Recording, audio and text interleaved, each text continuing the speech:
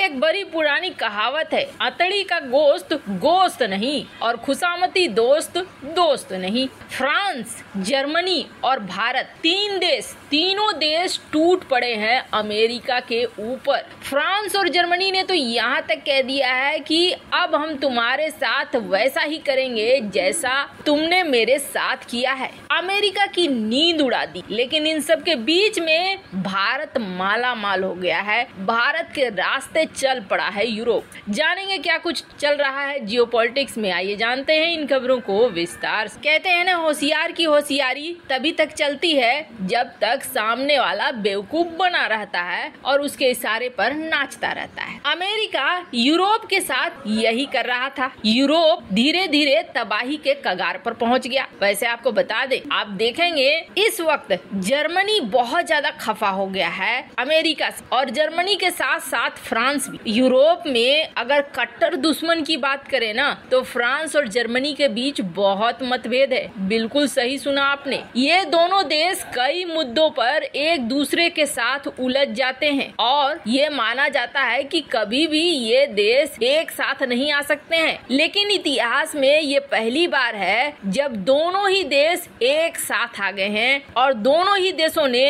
America को ये कहा है कि तुम्हारे साथ हम वैसा ही करेंगे जैसा तुम हमारे साथ कर रहे हो। अब इसके पीछे वजह क्या है, अमेरिका ऐसा क्या कर रहा है? तो अमेरिका दरअसल डबल गेम खेल रहा है हर किसी के साथ। अमेरिका के नजर में यूरोप सिर्फ एक इस्तेमाल करने वाली चीज है और ये चीजें अब यूरोप को दिख रही है। यहाँ तक कि आप सोचिए, मैक्रोन ने गुस्से में ये कह दिया अमेरिका को कि तुम और चीन एक जैसे हो, तुम भी चीन की ही तरह हो। ऐसे समय में ये सारी बातें अमेरिका को सुननी पड़ रही है। इतनी बौखलाहट कि मैक्रोन ने ये भी कह दिया कि यूरोप क्या सिर्फ धर्मशाला है, और पहली बार इतिहास में ये दोनों दुश्मन एक दूसरे के साथ मिलकर अमेरिका के ऊपर जबरदस्त हमला कर रहे हैं। जर्मन चांसलर ने फोन किया मैक्रोन को और दोनों के बीच कितने घंटे की बात हुई है आप सोचेंगे तो आश्चर्य में पड़ जाएंगे। इसलिए आश्चर्य में पड़ जाएंगे कि ये इतने बड़े बड़े लोग हैं कि इनका आधा घंटा 10 मिनट ही बहुत कीमती होता है। लेकिन इन दोनों के बीच में 3.5 घंटे की बातचीत हुई है। 3.5 घंटा एक बहुत बड़ा नंबर है। इतनी देर तक दोनों में बातचीत हुई और इस बातचीत के बाद ये अमेरिका के ऊपर टूट पड़े। दरअसल ये सब कुछ खेल शुरू कहाँ से हुआ, कहाँ से इन्हें पता चला कि ये सब कुछ अमेरिका प्लान कर रहा है और अमेरिका की वजह से हम तबाह हो रहे हैं। एक पहली बात तो ये थी, जो शुरू से बात हो रही थी कि गैस अपने लेवल पर जब अमेरिका अपने देश में बेच रहा है तो सस्ता बेच रहा है और वही जब यूरोपीय देशों को दे रहा है महंगा दे रहा है। लेकिन ये खबर पुरानी हो गई है। अमेरिका का डबल स्टैंडर्ड आप सुनेंगे ना तो एकदम से आपको लगेगा कि ये क्या बवाल है। अमेरिका तो किसी का सगा नहीं है। दरअसल अमेरिका ने क्या किया है, यूरोप के अंदर कंपनियों को कहना शुरू कर दिया है कि भैया वापस अमेरिका में आ जाओ, वहाँ पर अब कुछ बचा नहीं है। यूरोप में अब बहुत सारा टेंशन है, बहुत सारा प्रॉब्लम है। ये सबसे ज्यादा समस्या खड़ी कर रहा है। अमेरिका ने ये कहा ठीक है, हम आपको टैक्स कट देंगे, हम आपको बहुत सारे बेनिफिट देंगे, सब्सिडी देंगे, आप हमारे यहाँ आ जाओ। जर्मनी को झटका तब लगा जब जर्मनी की नंबर 1 और जर्मनी क्या पूरे यूरोप की नंबर 1 कंपनी भी इस झांसे में आ गई और उसने कहा कि आपके यहाँ बहुत दिक्कत है, पिछले 9 महीने से हम परेशान हो रहे हैं, इसलिए हम यहाँ से जाएंगे। और ये केमिकल जाइंट BASF ने अनाउंस कर दिया। अब अनाउंस करने का मतलब है यूरोप को समझ में आ गया, अरे ये तो हमारे साथ डबल गेम हो गया है, अब यहाँ पर हम तो बर्बाद हो रहे हैं। अमेरिका ये कह रहा है कि हम आपको दे रहे हैं बेनिफिट्स, कंपनी सारी जो है अमेरिका में आ जाओ। यूरोपीय कंपनी को भी लालच दे रहा है, ऊपर से यूरोप में गैस सस्ते नहीं दे रहा है और ऊपर से हमें झोंक रखा है इस युद्ध में। मतलब फायदा सिर्फ और सिर्फ अमेरिका को हो रहा है। मैक्रोन तो इतने गुस्से में आ गए कि मैक्रोन ने आखिर कह दिया अपने देश में सिर्फ यूरोपियन खरीदो,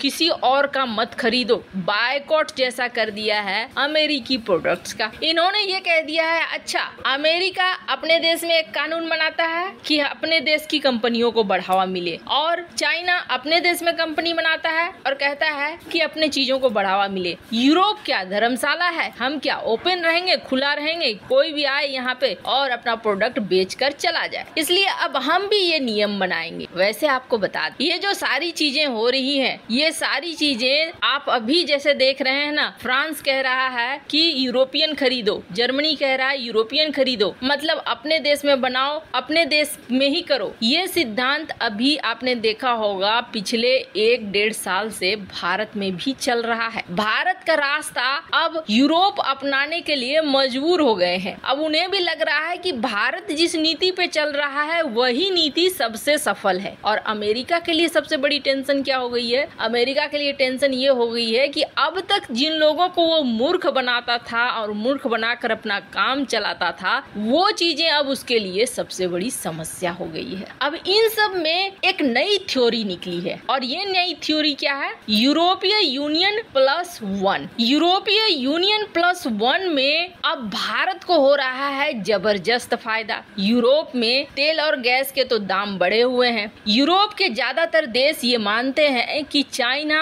एक सही जगह नहीं है। चाइना में अगर इनकी कंपनियां गई तो भविष्य में इन्हें बहुत सारी समस्याएं झेलनी पड़ेगी। एक बार कंपनी ने वहां पूरा सेटअप कर लिया, इंफ्रास्ट्रक्चर बना लिया, पैसे खर्च कर लिए, जड़ें बना ली, और यूरोप और चाइना में अगर टेंशन शुरू हो जाती है तो फिर वो कंपनियां सबसे बड़ी कमजोरी बन जाएंगी, क्योंकि एक सप्लाई चेन बन जाएगा, एक ग्लोबल चेन बन जाएगा। अभी हाल ही में जर्मनी ने अमेरिका के नहीं कहने के बावजूद एक बहुत बड़ा फैसला लिया। हालांकि जर्मनी का ये फैसला उसके अपने ही पैरों पर बहुत बड़ी कुल्हाड़ी है। दरअसल जर्मनी में एक पोर्ट है, उस पोर्ट में कंटेनर का काम जो कॉन्ट्रैक्ट है उसने चाइना को दे दिया। अभी ओलाफ स्कोल्च जा रहे हैं चाइना, वहाँ पर ये प्लान करेंगे कि कैसे हम दोनों अपना ट्रेड को बरकरार रखेंगे। ये अमेरिका के लिए एक बहुत बड़ा झटका है कि जर्मनी उन्हें इग्नोर कर चाइना पहुंच रहा है। चाइना को जो इस पोर्ट के लिए कॉन्ट्रैक्ट मिला है, इस कॉन्ट्रैक्ट को लेकर भी अमेरिका ने चेताया था कि कल की डेट में तुम भी फंस जाओगे। ये स्ट्रेटजी है चाइना की फंसाने की। पर अभी तो